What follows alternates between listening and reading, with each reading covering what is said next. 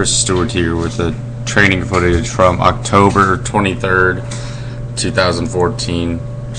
Today in training I did some snatches, presses, and split. Some pretty challenging clean and jerk complexes or combinations, and then snatch pulls and RDLs at the very end. Today's workout was pretty challenging. There's a lot of pulling movement going on, especially towards the end of the workout with heavy clean, not really heavy clean and jerk complex, but pretty voluminous, a pretty voluminous complex. Then it was followed by two movements that'll hit your posterior chain pretty hard. So I've kind of been dealing with SI joint issues again. It's a little flared up, and it's probably from all this heavy squatting and volume that we're doing. My SI joint seems to not hold up under volume, and I think that's a kind of a issue with form. I start to have my form be compromised when I'm doing a lot of volume because I want to get through the set instead of actually focusing on good form every single repetition. And that's just something I need to change. I need to not rush my way through a set and compromise my SI joint, because that's something that can remain flared up for weeks at a time, and it's really kind of a hindrance on most squatting movements especially. It's not necessarily as big of a deal on pulling. I also feel it on things like good mornings and RDLs as well. So something to keep in mind is for myself going forward. Here's the presses and the split, and I was actually pretty happy with these things. I was happy with that first set compared to this set. That torso was leaning forward a little bit on the ones you just saw. So here are the clean and jerk complexes. It's 3 cleans, and then on the third clean I do 2 jerks after that. The weight's pretty light here. It's 65% of your 1 rep max, so that's 77 kilos for me. It's almost like kind of a cardio issue at a certain point. Getting through these 3 cleans, I mean, there's no problem cleaning this 3 times. I did a 3 RM on cleans earlier this week, and that was 100 kilos, and that wasn't extremely challenging for me. But the thing I really wanted to focus on is these jerks, and you see I kind of got what I call happy feet on that first one and the second one here, and I want to try and avoid that because my shoulders really take a beating when I do that from the bar not being stable overhead.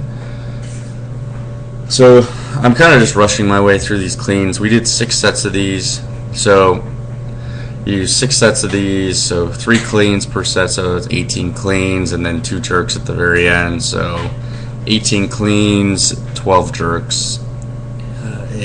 It got to be a lot of volume for sure. The cleans really aren't that big of an issue for me. My maximum clean ever is 125, whereas my clean and jerk max is 117, so it's not pushing that. It's just these jerks are kind of frustrating, and it's hard for me to work on form and do volume like this. I don't know if any other people have that issue as well. As when I start doing voluminous workouts, I really rush through and try and get the lifts done, because the longer you're sitting underneath that bar, it seems like the more energy you expend. But I think we're pretty much doing the same thing next week, so it's not going to be letting up, and I hope my SI joint can hold out and not become severely inflamed like it was kind of 6 months ago. But that's kind of the basics of what I wanted to talk about today. I think one note on my clean form is I'm starting to my coach told me to keep my arms straight when I'm pulling on my clean, and it just doesn't seem to work for me. I like to rotate my, I don't know how to explain this, but kind of rotate my hands underneath the bar, and that kind of leads to a natural arm bend for me in my starting position. And this just seems to allow me to have much more grip on the bar, and let's see if I can get this right. I think it internally rotates my shoulders which I made a post on the weightlifting subreddit a while ago, and it seems like most lifters use this as a cue. I'm a lifter with very long arms, and in my starting position, I think I'm invariably going to have some arm bend going on unless I start setting my hips much higher, because honestly there's nowhere else for my arms to go. Snatch pulls, these are pretty routine. You're going to see some RDLs after this with the snatch grip, and I might have been going a little low on those RDLs, I'm not sure. I think there's kind of maybe a disconnect between how far you're supposed to go on RDLs, what kind of range of motion you want.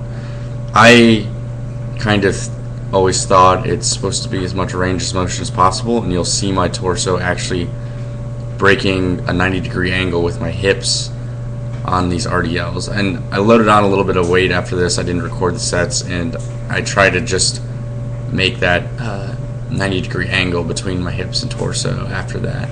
I'm wondering if that can lead to SI joint issues, is kind of being hypermobile in that RDL position. But that's all I got for you guys today. Thanks for watching.